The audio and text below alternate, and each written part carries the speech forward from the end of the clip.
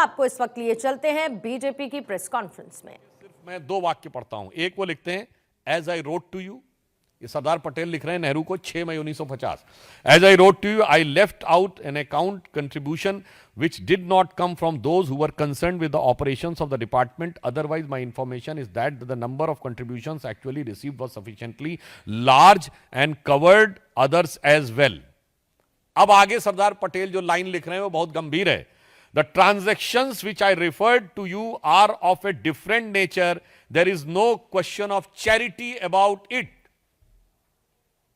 जो आप कह रहे हैं कि ये तो भावना हत हो गई कांग्रेस पार्टी की, इसमें तो वो साफ साफ कह रहे हैं कि ये चैरिटी का विषय नहीं बनता है। अब सुनिए, उसके बाद दिव्य बुद्धि पंडित जवाहरलाल नेहरू जी की।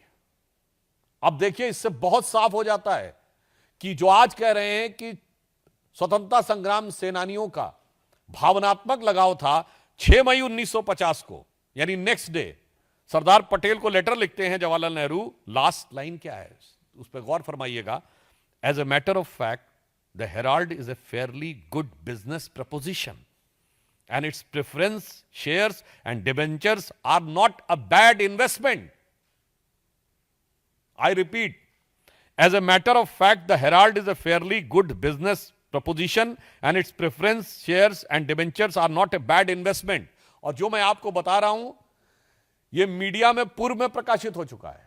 कई प्रतिष्ठित समाचार पत्र इसको 2 साल 3 साल पहले अपने आर्टिकल्स और जो उन्होंने रिसर्च आर्टिकल्स लिखे हैं उनमें प्रकाशित भी कर चुके हैं। अब आप सोचिए, यह नेहरू जी के जमाने से ही था कि जो निवेश हो रहा है नेशनल हेराल्ड में वो बहुत मुनाफे का हो सकता है, ये गुड बिजनेस इन्वेस्टमेंट है और इसलिए इसके शेयर या डिबेंचर किसी भी प्रकार से कोई घाटे का सौदा नहीं माने जा सकते।